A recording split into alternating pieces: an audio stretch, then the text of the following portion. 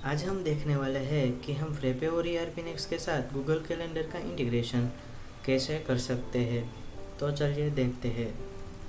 सबसे पहले आपको क्या करना होगा, ERP नेक्स्ट में जाके गूगल सेटिंग्स जो है उसे सेटअप करना होगा।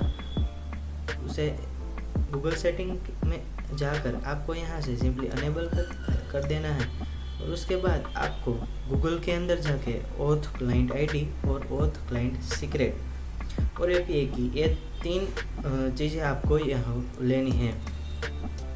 तो सबसे पहले आपको चले जाना है cloud.google.com के अंदर। cloud.google.com के अंदर आपको चले जाना है। जैसे ही आप उसके अंदर जाएंगे तो नेविगेशन बार के अंदर यहाँ पर कंसोल का ऑप्शन दिखाई देगा, उस पर आपको कर देना है क्लिक कंसोल के ऑप्शन के अंदर। कंसोल के अंदर जाने के बाद आपको यहाँ से सिलेक्ट कर लेना है API एंड सर्विसेज। उसके अंदर आपको चले जाना है एक बार।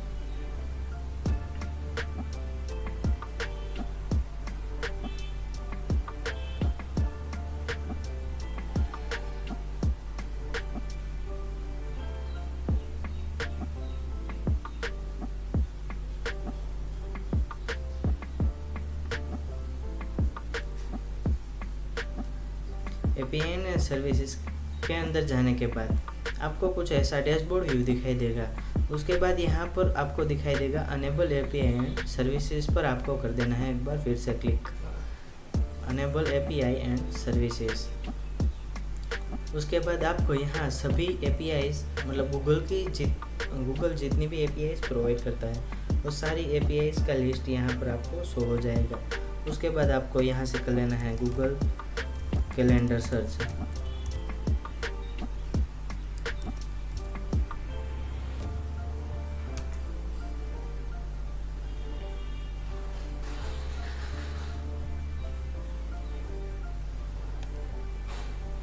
यहाँ से आपको गूगल कैलेंडर API उस पर आपको क्लिक करके वो API को आपको सिंपली कर देनी है अनेबल। मैंने एक बार ट्रायल की अनेबल की थी, इसलिए मेरी यहाँ पर ऑलरेडी अनेबल है। उसके बाद आपको कर देना है यहाँ से मैनेज पर क्लिक और मैनेज पर क्लिक करने के बाद आपको चले जाना है यहाँ पर क्रेडेंशियल के अंदर। यहाँ पर क्रेडेंशियल के अंदर आपको चले जाना है। वहाँ से आप इजीली ऑथ क्लाइंट और क्लाइंट सीक्रेट दोनों जनरेट कर सकेंगे और API भी यहाँ से जनरेट हो जाएगी। अब हमें करने हैं ऑथ क्लाइंट आईडी जनरेट। तो उसके लिए हम क्या करेंगे, यहाँ पर क्रिएट क्रेडेंशियल का जो ऑप्शन है उस पर से यहाँ पर सिलेक्ट कर लेना आपको ऑथ क्लाइंट आईडी और सिलेक्ट करने के बाद यहाँ पर जो फॉर्म है वो फिलअप कर देना है आपको। यहाँ से सिलेक्ट कर लेते हैं हम वेब एप्लीकेशन, यहाँ से दे देते हैं हम नाम ERP नेक्स्ट।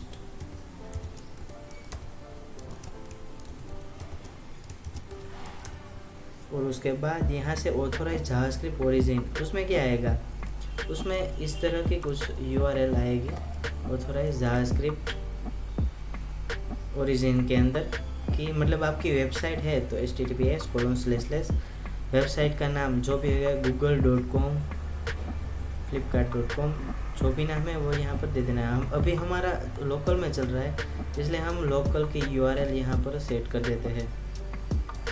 तो ये है मेरे लोकल की URL मैंने दे रखी है मेरे डॉक्यूमेंट के अंदर, वो मैं यहाँ पर सेट कर देता हूँ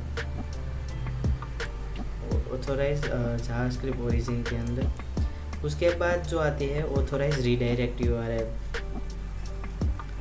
मतलब ऑथेंटिकेशन करने के लिए ये आपको देनी पड़ती है। तो इसमें भी कुछ नहीं किया है मैंने। यहाँ हमारी वेबसाइट का जो नाम है वो यहाँ पर सेट करवा दिया है और इस तरह की कुछ URL ERP नेक्स्ट के अंदर आपको कर देनी है सेट।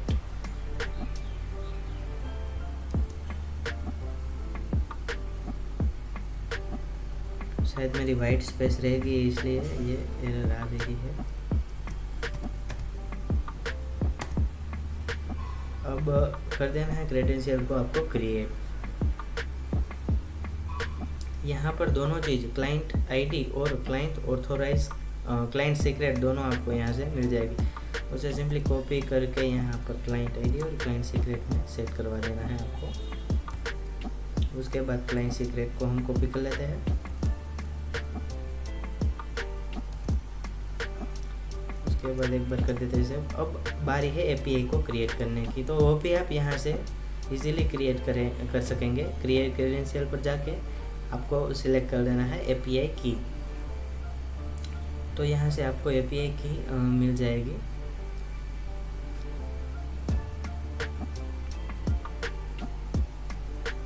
ये आ गई हमारी एपीआई की।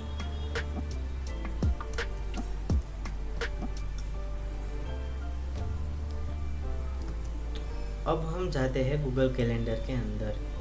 अपने ERP नेक्स्ट के अंदर आपको सर्च करना है गूगल कैलेंडर।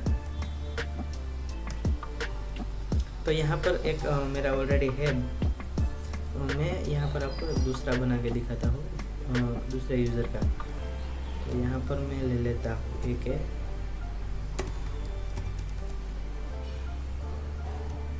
यहाँ पे अक्षित नाम का मेरा जो यूज़र है वो सिलेक्ट करवा लेता हूँ। यहाँ से कर देता हूँ सेव। अब क्या करना है, अब आपको गूगल के साथ ऑथोराइज करवाना है कि आप एक्सेस दे रहे हैं इस सिस्टम को कैलेंडर का डेटा पास करने के लिए। तो सिंपली ऑथोराइज गूगल कैलेंडर पर एक बार क्लिक करना है। शायद थोड़ी देर लग सकती है आपको ये पॉपअप शो होने में, थोड़ी देर लग सकती है, पर कोई बात नहीं।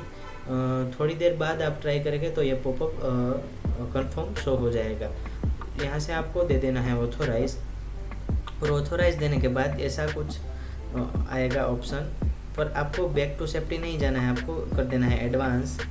उसके बाद यहाँ पर जो आखिरी वाली लिंक होगी उस पर आपको कर देना है अनसेफ लिखा होगा, उस पर आपको कर देना है क्लिक, और यहाँ से कंटिन्यू करके हमें दे देना है हमारे गूगल कैलेंडर का एक्सेस। जैसे ही हमारा गूगल कैलेंडर का एक्सेस कंफर्म हो जाएगा, उसके बाद हमारा जो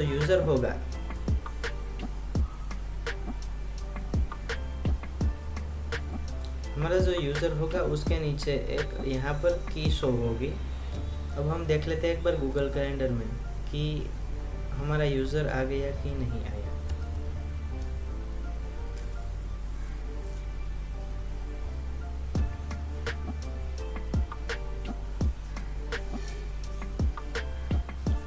यहाँ साइड बार में गूगल कैलेंडर के अंदर सभी यूज़र्स शो होंगे जिसने आपको ऑथोराइज दे रखा है।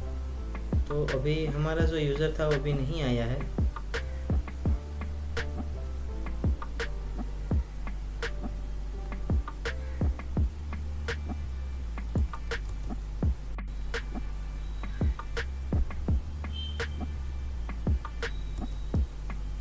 फिर से एक बार ऑथोराइज कर देते हैं, शायद आ जाए, क्योंकि आप शायद मल्टीपल बार करते हैं एक ही अकाउंट से, तो शायद ऐसी दिक्कत आती होगी। इसमें भी शायद थोड़ी देर लग सकती है, बट ये आखिर में प्रॉपरली हो जाएगा।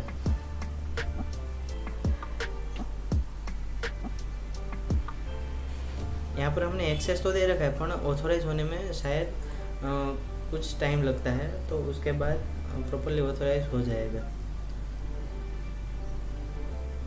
तो यहाँ पर मैं सेव करूँगा तो शायद एरर आएगी अभी। तो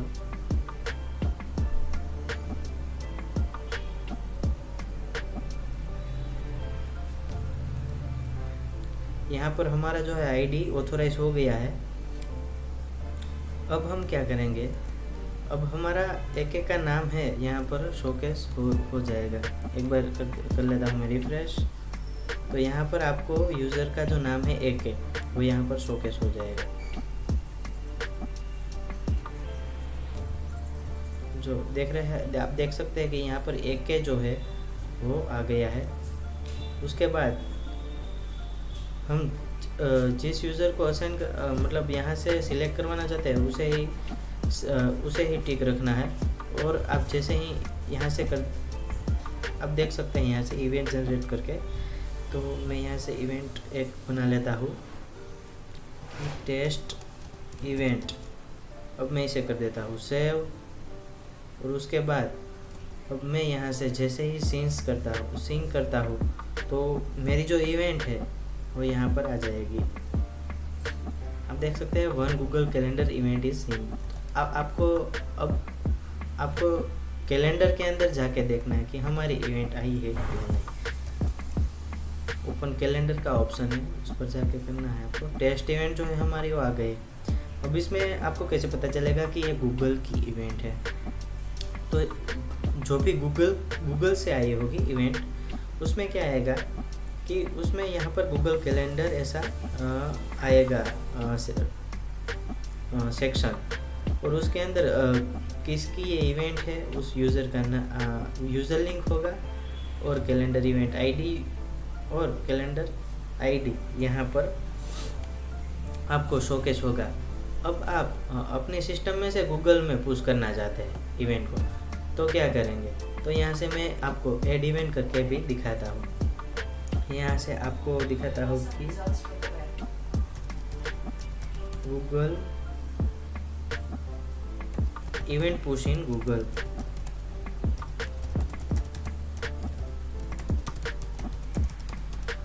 यहाँ से टाइम करवा देते हैं सिलेक्ट 4th।